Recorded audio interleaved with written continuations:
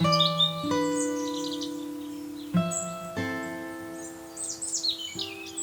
voici aujourd'hui à Mareuil-sur-Lay. Mareuil, une commune située entre Ronay et Corps, Château-Guibert et Péau. Ici, l'importance des sols est marquée par l'importance des terres agricoles, des terres qui sont toutefois en recul par rapport aux années 90. Alors situé au sud du bocage vendéen, à l'orée de la plaine vendéenne, Mareuil dispose de deux atouts majeurs, à savoir le lait, mais aussi la rivière le Marillé. Partons désormais vers le quartier du Marchiou pour découvrir l'écrin végétal de la Jacquelinière. Bienvenue au jardin.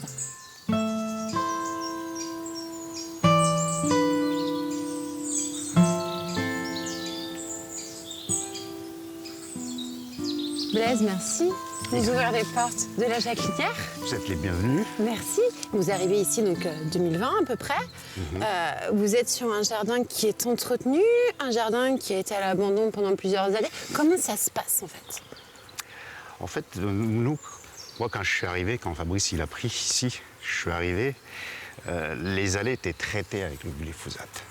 Eh oui, des usages anciens. Voilà, exactement. Entre les rosiers, au lieu de désherber en fait à la main, ils mettaient du glyphosate. Moi, j'ai arrêté tout de suite ça. Je préférais laisser l'herbe pousser. Puis là, les chemins maintenant, on les voit à peine. On est en train de faire plutôt un chemin naturel, le long du mur qui détermine en fait la propriété. Et l'objectif de tout ceci, c'est laisser la nature C'est de laisser la nature en fait se développer et pas ne pas en fait l'empêcher de s'épanouir. De s'épanouir, voilà. De s'épanouir. Là, on arrive tranquillement Vers le cèdre. Vers le cèdre. Vous m'y amenez? Oui, je connais. Donc là, Blaise, on est au centre de la composition avec ce cèdre et ce hêtre pourpre qui sont absolument magnifiques, qui doivent certainement dater de l'aménagement du parc. Certainement. On a vraiment l'impression que ce parc, il est organisé par catégorie. Oui, parce qu'à chaque endroit, en fait, vous avez des arbres qui sont un peu mélangés, mais il y a toutes sortes d'arbres qui viennent un peu du monde entier ici. Vous voyez, là, il y a un tas d'arbres où chaque membre de famille, de l'ancien propriétaire, chaque membre de la famille plantait un arbre. Vous voyez, juste à côté.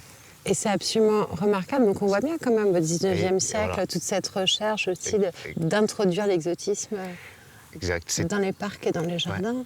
Ben moi, c'est un peu mon... Je sais plus ou moins pareil. J'ai envie, en fait, chaque endroit, j'ai envie de mettre un arbre qui vienne d'ailleurs, qui est différent, et faire le test.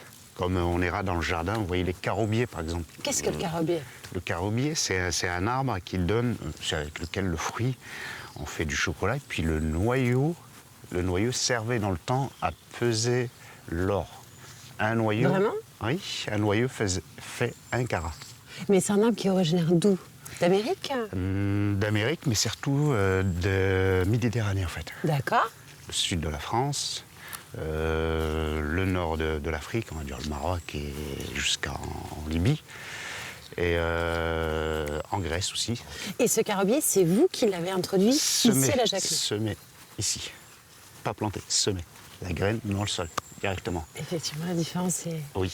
est majeure. C'est le seul arbre qui pousse très, très doucement. Ça ressemble, on va dire, il pousse un peu comme le cormier. Le cormier, c'est un arbre qui pousse doucement, où le bois, il est rose, très dur. Oui. Mais le carobier, c'est à peu près pareil. Et pour l'instant, ce carobier se plaît bien chez nous, en tout cas. Il se plaît bien, il pousse très bien pour l'instant. Il aime être à l'abri du vent du nord et de l'est. Il n'aime pas trop le gel. Et vous faites d'autres essais comme ça? Je fais d'autres essais. Comme? Soit certains arbres que je vois qui peuvent être fragiles, je les sème dans les pots. Ce Oui. que je n'aime pas trop, parce que la racine, en fait, quand on sème dans un pot une graine d'arbre, les racines, elles ont tendance, en fait, à faire le tour, à pousser, mais ils ne vont pas aller plus loin parce qu'il y a le pot. Que la graine, si on la met dans le sol, Oui. elle a tendance à pousser, en fait, profondément. Aller plus profond, il n'y a pas besoin d'arrosage, pratiquement. Bien sûr. Dès qu'on la sème, on Bien la sûr. laisse. que ce qu'on a planté dans le pot et puis qu'on le replante dans la terre, on a besoin de l'arroser pendant au moins 3 ans. C'est énorme. Voilà, ce qui est énorme, puis c'est une perte de temps. Et c'est une perte de temps. Et puis surtout, essayer de comprendre la nature en fait. Comment elle arrive.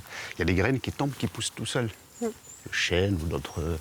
Il faut observer la nature, comment elle fonctionne, pour prendre exemple sur elle-même. Peut-être même tous ces petits cyclamènes qu'on a sous les yeux actuellement qui poussent, qui là, doivent il y en a pousser un petit seuls. peu, mais là-bas, il y en a énormément. Blaise, on sent chez vous une passion quand même pour la nature, pour les végétaux. Quelle est votre formation? La formation, c'est aucune, j'apprends chaque jour. Chaque jour, en fait, c'est la nature qui m'apprend plein de choses. On apprend jusqu'au dernier souffle, en fait. On apprend chaque jour. C'est observer, observer, observer la nature, en fait. Ne pas arrêter de l'observer, d'essayer de comprendre.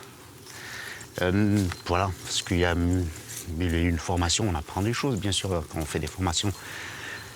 Quand on a des anciens qui nous apprennent, moi, c'est mon père qui m'a appris pas mal de choses. C'est avec lui que j'ai appris pas mal à protéger, en fait, certains arbres qui sont rares, puis à éliminer ceux qui éliminent d'autres, en fait. C'est comme les chênes américains, par exemple, bien sûr. qui poussent beaucoup plus vite, et qui tuent tout ce qu'il y a autour. Voilà. Mais non, on apprend, en fait, sur le tas.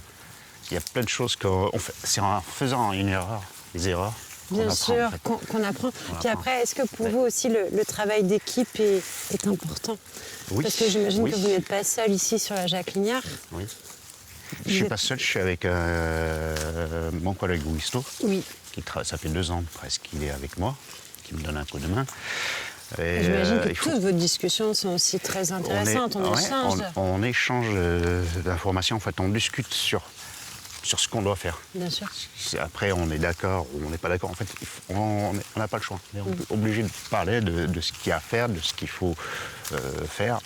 Puis on ne partage pas les tâches. On avance ensemble. Avec M. Hubert, il il faut avancer ensemble.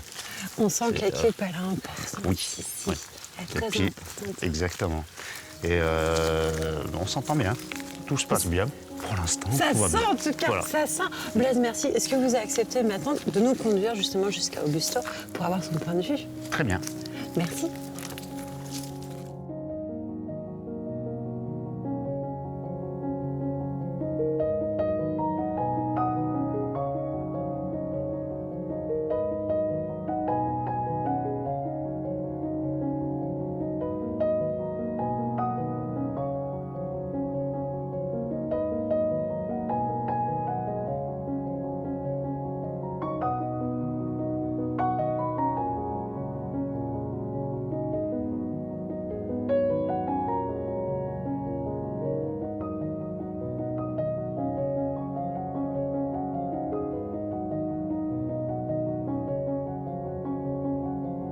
C'est intéressant, Augusto, parce que quand on marche, on voit que le parc, il est vraiment vallonné. Oui, en fait, c'est vallonné parce que dès qu'il y a un événement de pluie, toute la pluie tombe dans... C'est-à-dire que ça va être dirigé au même endroit, ça va aller jusqu'au là, en bas, au fond. Parce que là-bas, c'est un abreuvoir que je pense qu'autrefois, les anciens propriétaires utilisaient pour donner à boire aux animaux. Aux animaux, d'accord, en fait, c'était un abreuvoir. Donc ce vallonnement, à l'origine, il est naturel ou il a été accentué? Ça, je ne peux pas vous dire. Peut-être qu'un petit peu les deux.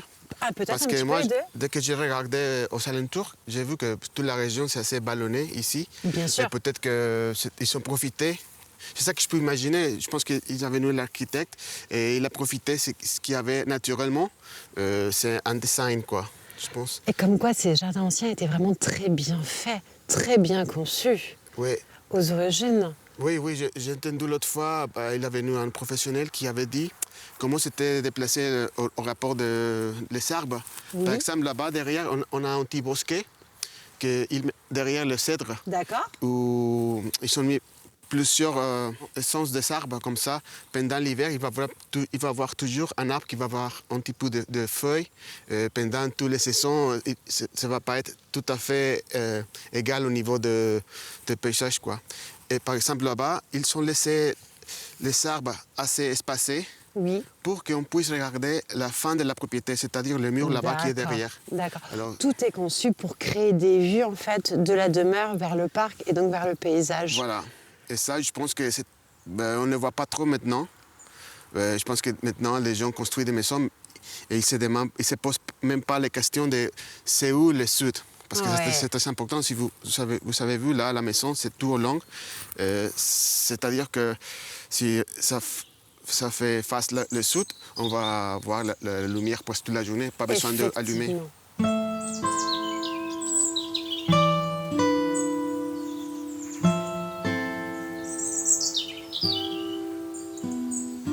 Ce potager, Augusto, était là à l'origine, au 19e siècle déjà, à votre avis, ce potager était aménagé à la Jacquinière?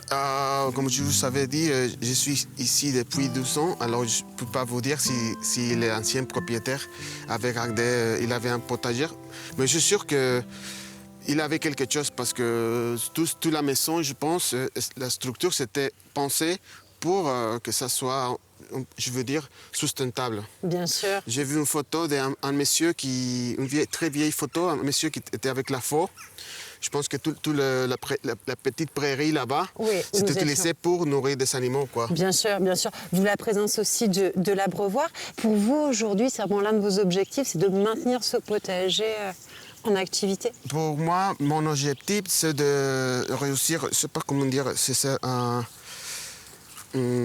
de nourrir, enrichir la terre, c'est-à-dire enrichir la vie au sol, pour que ça puisse nourrir les plantes et les plantes pour nous nourrir. Mais ça, il faut faire plusieurs choses Bien pour sûr. éviter.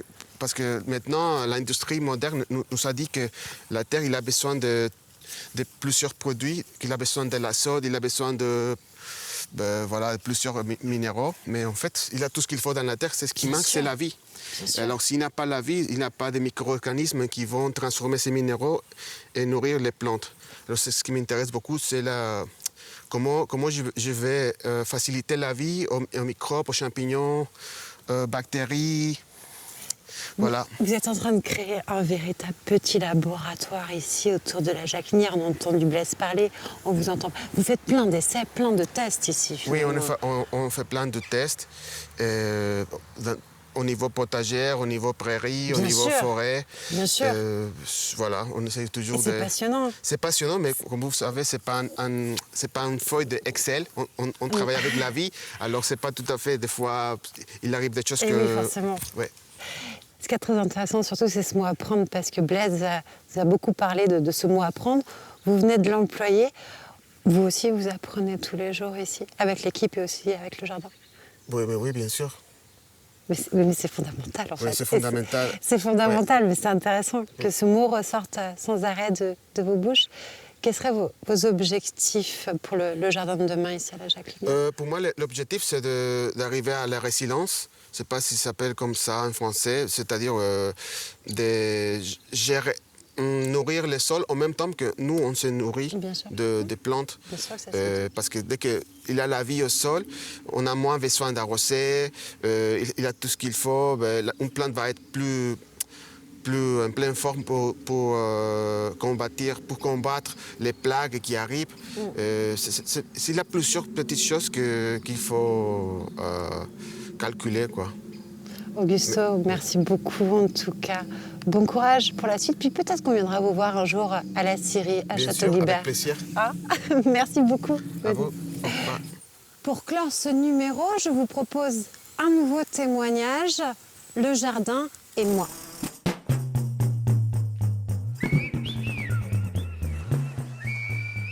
Vous partez en vacances et vous vous inquiétez pour vos plantations. Comment arroser les plantes en votre absence? Il existe une solution économique et écologique, l'Oya. L'Oya est un système ancestral d'irrigation par jarre. Pour simplifier, c'est un pot en terre cuite allant de 1 à 20 litres. Il est enterré dans le sol des massifs, du potager ou des jardinières. Grâce à la porosité de l'Oya, l'humidité se répand dans le sol pour répondre aux besoins des plantes. Si la terre est humide, l'eau reste dans le pot. Dans le cas contraire, elle rejoint les racines. Il faut bien penser à enterrer l'Oya au centre des plantations. Important, n'attendez pas que l'Oya soit vide pour le remplir à nouveau. En fonction de sa taille et de la chaleur, il peut se vider en 4 à 10 jours. Je vous invite à vous renseigner sur l'Oya, des entreprises en fabriquent en Vendée.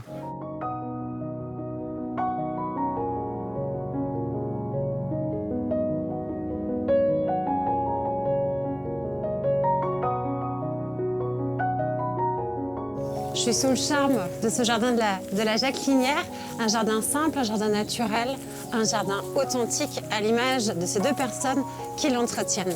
Ce jardin est une propriété privée, donc fermée au public. Cependant, soyez attentifs puisque l'un des objectifs d'Augusto et de Blaise est bien de partager leur savoir, de partager le fruit de leur travail. Donc peut-être que d'ici quelques mois ou bien quelques années, les produits issus du potager seront ouverts à la vente. On vous donne rendez-vous prochainement pour un nouveau numéro de Bienvenue au Jardin.